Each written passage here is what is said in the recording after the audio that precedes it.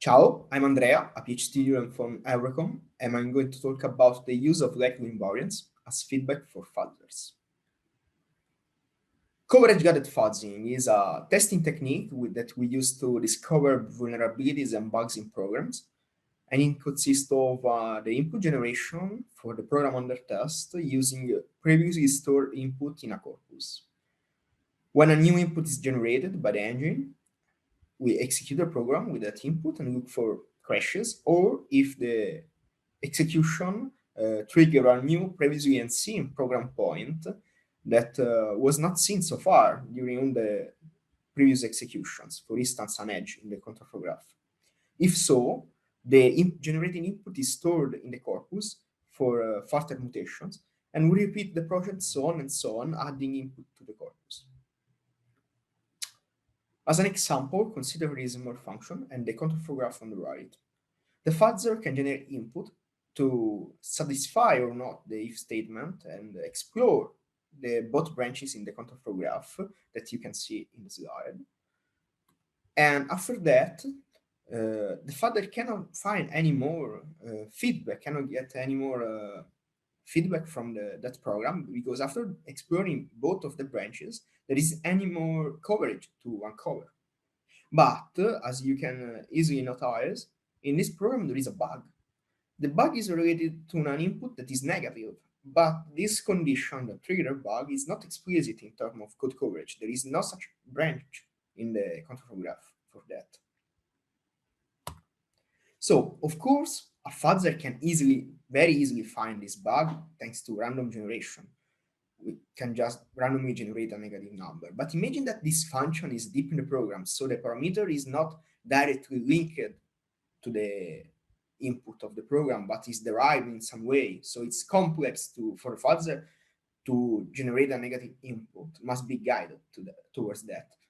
And we can explicit this condition in terms of code coverage using an assertion. An assertion is a check, so if statement in the end that the developer put to guard on bugs. But these are some problems. Firstly, it's a manual approach, so the developer must do it manually. Secondly, more important, the developer must know all the conditions that hide bugs. That is not trivial. In a scientific literature, researchers try to deal with this problem, automatically learning these invariants and putting the assertion that inside programs in an automatic fashion. There are two families to do that. The first is based on static analysis that produce over-approximation invariants that are true, yeah, they're invariants, but maybe are too generic. So if you have a number that must be always greater than 100, maybe I generate an invariant that say the number is always greater than 0. Yeah, it's true, but it's too general. The other family of techniques derive invariants from dynamic analysis, executing and observing the execution of the programs. But these invariants are likely invariants, not true invariants, because suffer from the coverage problem.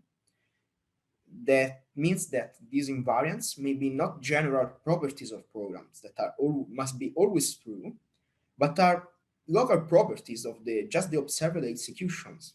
And so, if violated, don't lead to bugs. And so there are false positives. And here comes our idea to improve fuzzing, because you can know that we store test cases for the evolutionary algorithm of fuzzers, test cases that trigger interesting or new program state.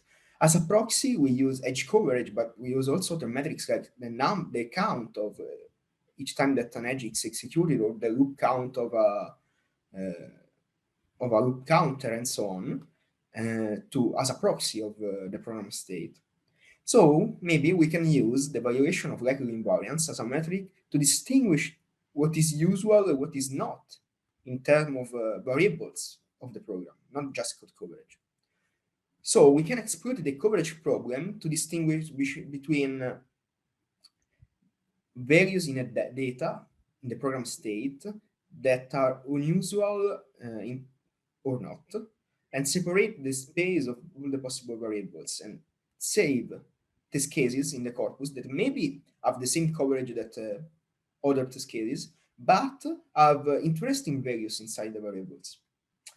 We do that at basic block level because it's better for memory and safe languages. We don't have to do at the beginning of the function reason about an unrestricted memory when processing data structures. And also because it's more easy to integrate it with existing fuzzing solution that most of the time works at basic block level. Also, edges of basic block, of course. As an example of this feedback, consider a basic block that has just two variables, and we learn these two invariants over these two variables. So one variable have a finite set of values, and one is greater than the other. We can separate the possible the space described by the variables in subspaces described by these checks. So far we have seen the A space because in the observed corpus, the invariants were always true. Our idea is to give a feedback to the fuzzer when there is an execution in which the values reach one of the other subspaces. So it's not just the evaluation of one invariant. The subspace means the combination of valuation of invariants in the same basic block, so of variables that are somewhat related. To do that, there are some issues. For instance, we cannot generate an infinite amount of checks in the program because we pay a cost in terms of slowdown, and also because if we violate too much checks and give too much feedback to the fuzzer, we augment the so-called sensitivity, and this can lead to path explosion. We store too much test cases in the corpus. To do that, we developed some heuristics and algorithm. Firstly, we avoid to generate invariants between variables that are not related at all. So we define when two variables are related, like they appear in the same binary operation and other heuristics. Then we exclude the invariants that we know that are always true using static analysis, because these invariants cannot be evaluated, so don't contribute to the feedback. They just introduce a slowdown in the program. And when there are blocks that share some invariants, we emit the code to check the invariant only in the blocks that dominate all the other blocks. So we check it for just one time. We developed our prototype on top of FR++ and LLVM. And for invariance mining, we use DICOM, that is a tool from academia that has 20 years of research behind, and is the standard in many other academic works. In terms of instrumentation, what at the end runs inside the program, we just augmented the classic FL edge coverage logging mechanism that use the hash of the previous and the current basic block to log the edges. And we augment this information using the XOR as operation of the id of the invariants. So this function, DICOM const number, return the id of the invariant if the invariant is violated. So in the final hash, we have a different value if the combination of invariants violated is different, and this is joined to the information related to the edge. In terms of evaluation, we evaluated this approach on 8 real-world subjects using previous work. We used the outcome of a previous code coverage-based fuzzing campaign over 25 hours of initial corpus for learning, and then we evaluated our fuzzer using 48 hours. The input of this 48-hour campaign was the corpus generated with a preliminary campaign. We used FL++ with different orthogonal configurations, orthogonal techniques to our, and so we have different, we have combined our technique with different techniques. What we found is that we don't have steady explosion because they grow on the queue, so on the corpus size is moderate. It's not even near to the numbers that cause steady explosion, like 100x. 100, the multiplier is 100 for steady explosion most of the time. And the slowdown, it's limited, just 8%.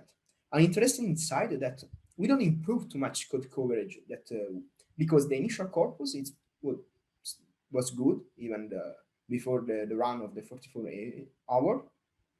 And we don't really focus on improving code coverage because we focus in this exploring these cases that trigger interesting, unusual values in the program state that is not related to code coverage. But in terms of bugs, when comparing with using the default configuration of R++, we find more different bugs, not just of traditional code coverage, but even when compared to context-sensitive coverage. It is another metric that try to cope with the same problem. So augment the code coverage with other information of the program state. An interesting part is that many bugs that we could find, but normal FR++ could not, the crash point were reached by code coverage, but not triggered. In terms of limitation and future direction, our big limitation is that we have to stop fuzzing. We have to learn invariants with Dagon. That is very output very good invariants, but is a slow tool. And then we have to recompile and start another version of the program every time. What we can do as immediate future direction is to learn invariants on demand and implement a faster version of Dagon. But this is hard, firstly, because we have to instrument almost all the variables, and these make the program really slow. And making a new version of Dagon that run inside the fuzzer, maybe not so trivial because, yeah, it's 20 years of research. But this is our immediate follow-up work that we will do to improve our technique. Another limitation is that we don't track interesting values that are not in the variables in the basic blocks. Like we have a pointer that represents a buffer. Maybe we don't have the size of that buffer because this size was in the variable when we created the buffer with malloc maybe. But then when the buffer is used, we don't have such value in the variable. But maybe it's interesting to create invariants using also the size of the buffer. Another room of improvement is to improve the pruning algorithm and remove invariants that are impossible to be violated. And in the end, we want to explore the case in which we focus fuzzing on program states that are rare, so that are observable just few times during the campaign. This is a widely explored topic for rare program points in the literature, and we want to do the same for the values in the program variables. That's all. Thank you for the attention and for following the talk. And I'm waiting for the questions. Thank you.